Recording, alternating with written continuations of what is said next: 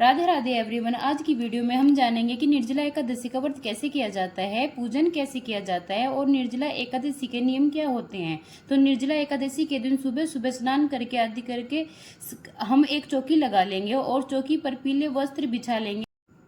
थोड़े से फूलों का आसन देकर भगवान विष्णु की फोटो या जो भी स्वरूप आपके पास है आप उन्हें विराजमान कर लेंगे। अगर आपके पास लड्डू गोपाल जी हैं तो आप उन्हें विराजमान कर लें। फिर अपने मंदिर में गणेश जी को विराजमान कर लें।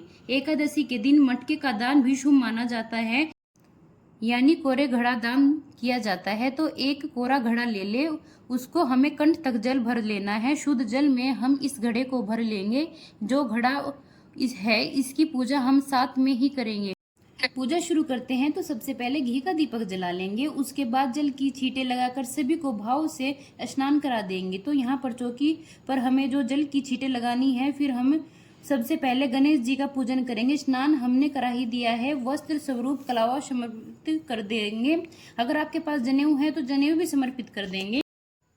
हम चंदन और रोली से तिलक करेंगे और फूल समर्पित कर देंगे। उसके बाद हम विराजमान सभी भगवान को चंदन से तिलक करेंगे और उसके बाद हम रोली का तिलक भी करेंगे।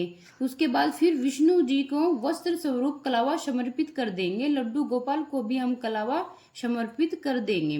घड़े के कंठ को कभी भी हमें खाली नहीं छोड़ा जाता है, इसलिए हम घड़े के कंठ पर भी मोली बांध देंगे।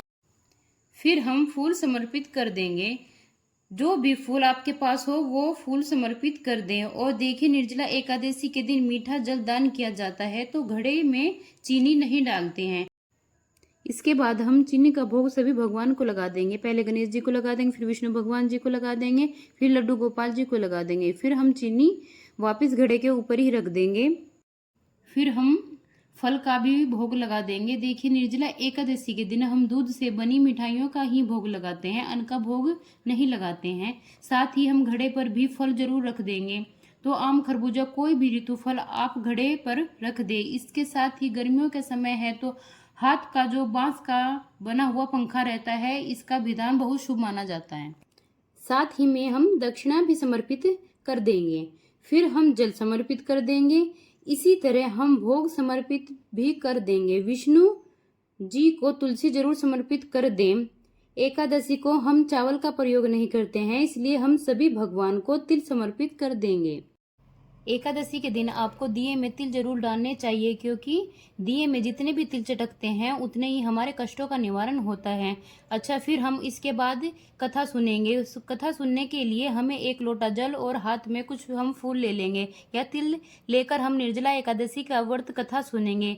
कथा की वीडियो आपको चैनल पर मिल जाएगी या फिर हम डिस्क्रिप्शन में आपको लिंक दे देंगे, वहां से आप देख लेना। कथा सुनने के बाद फूल विष्णु जी को चरणों में समर्पित कर देंगे। इसके बाद हमें आरती करने, तो देखिए, आप चाहे तो कपूर से आरती कर सकते हैं या जो दिए में आप दिया जलाया है आपने उसी से भी आरती कर सकते हैं। सबसे पहले हम गणेश जी की प्रेम पूर्वक आरती करेंगे, फिर हम विष्णु भगवान जी की प्रेम पूर्वक आरती करेंगे, फिर हम लड्डू गोपाल जी की आरती करेंगे।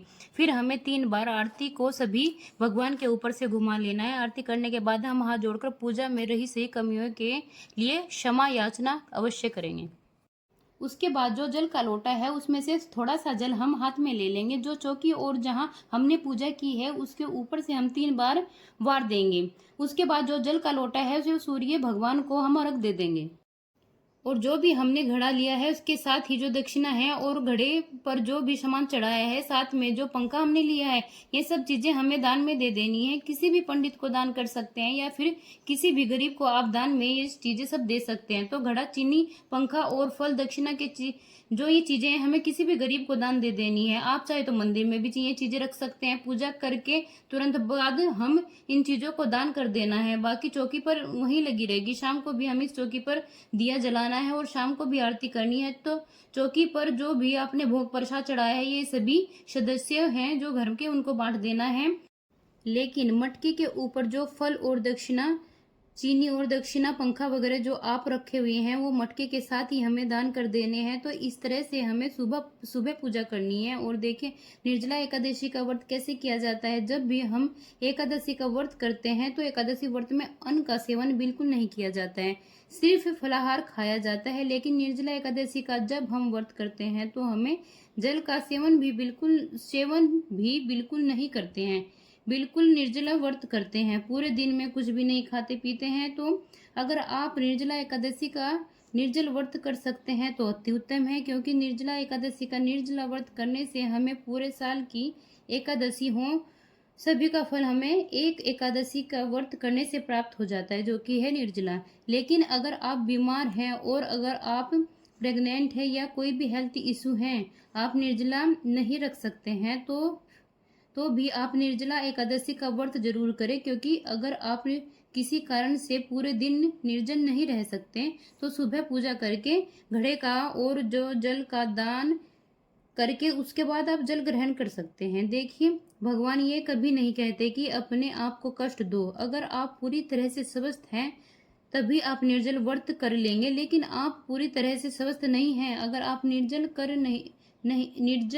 नहीं कर पाते हैं तो पूजा तक आप निर्जल रह सकते हैं। और पूजा करने के बाद घड़े का दान कर दें, जल का दान करें, किसी गरीब को, पंडित को या अपने से बड़े को किसी को भी जल पिलाएं, उसके बाद आप जल ग्रहण कर सकते हैं। अगर आप पूरी तरह से स्वस्थ हैं, आप में सामर्थ्य है, तो आप पूरा दिन निर्जल व्रत कीजिए, अति उत्तम। नहीं तो फिर आप पूजा करके जल का दान करें, उसके बाद आप जल ग्रहण कर सकते हैं। तो इस तरह निर्जला एकादशी का व्रत किया जाता है। अगले दिन द्वादशी के दिन व्रत का पारण किया जाएगा। और इस साल यानी 2025 में 6 जून को निर्जला एकादशी का व्रत किया जाएगा। व्रत का पारण का जो समय है वो 7 जून 2025 दोपहर को 1:44 बजे से शाम 4:31 बजे के बीच रहने वाला है। जो लोग मोक्ष की कामना रखते हैं वे इस व्रत को कर सकते हैं। तो ये थी निर्जला एकादशी के विषय में कुछ जानकारियाँ। आपको यह जानकारी कैसी लगी कमेंट करके जरूर बताना। प्लीज़ वीडियो को लाइक कर देना और चैनल को सब्सक्राइब कर देना। निर्जला एकादशी के दिन जल का दान जरूर करना चाहिए। जय श्री कृष्णा, जय श्री राधे।